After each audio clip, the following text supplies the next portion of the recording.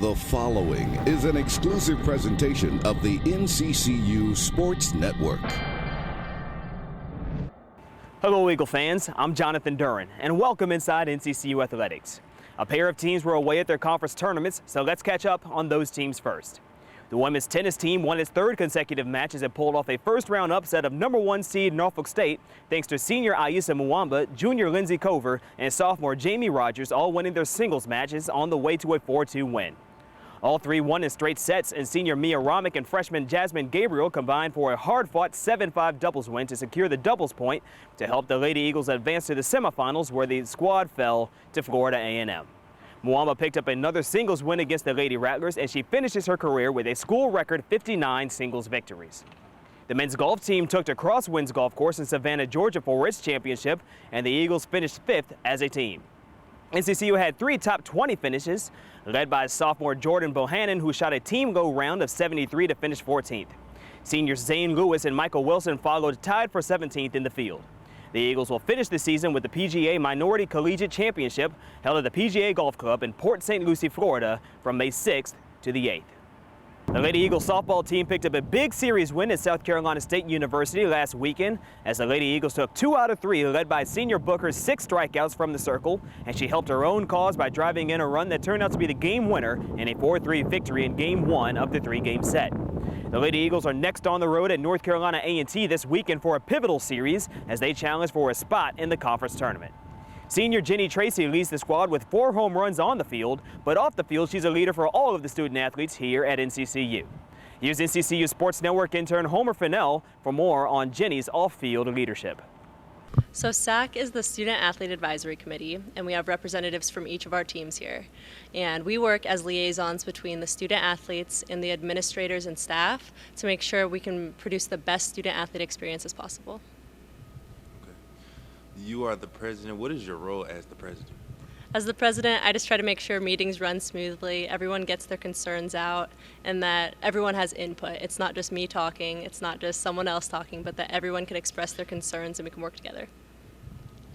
What is the typical meeting like? What is a typical meeting like?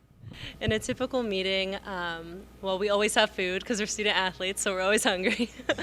And we start out usually by discussing current or recent events that have happened within athletics, and then we talk about events that we want to happen in the near future, and we always finish with discussing any issues that any of the teams or student athletes have and how we can fix those issues. What is the biggest challenge you faced as president? The biggest challenge that I have faced as president is a problem that I have often in school and different leadership positions, but it's delegation.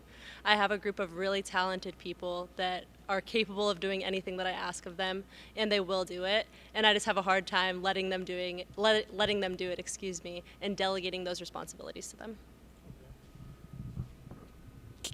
Can you name a person who has a tremendous impact on you as a leader, maybe someone who has been a mentor towards you?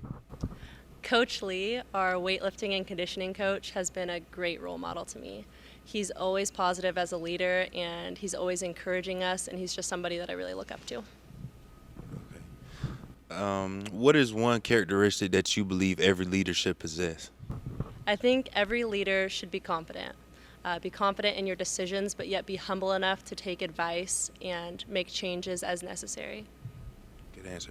What are your plans after college? After college, I will be moving to Houston, Texas to work for Shell in their graduate program.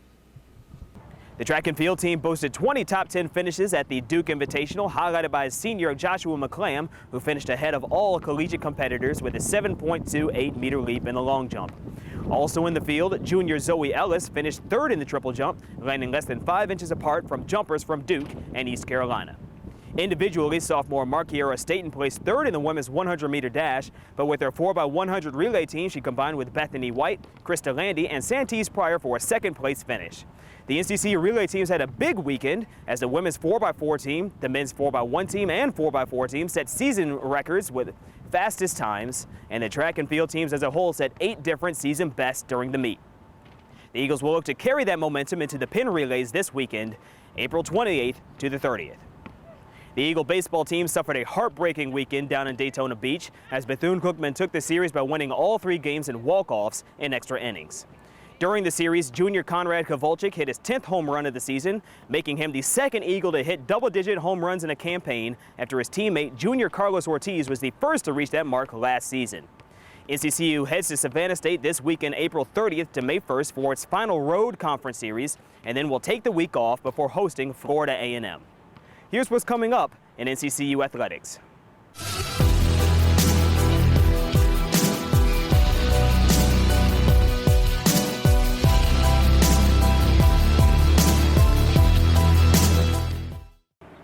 That does it for this week's show of Inside NCCU Athletics. We'll be back next week with a recap from our annual Eddie's Award Show. For more information on NCCU Athletics, make sure to visit our official website. That's nccueaglepride.com. For the NCCU Sports Network, I'm Jonathan Duran. This has been an exclusive presentation of the NCCU Sports Network.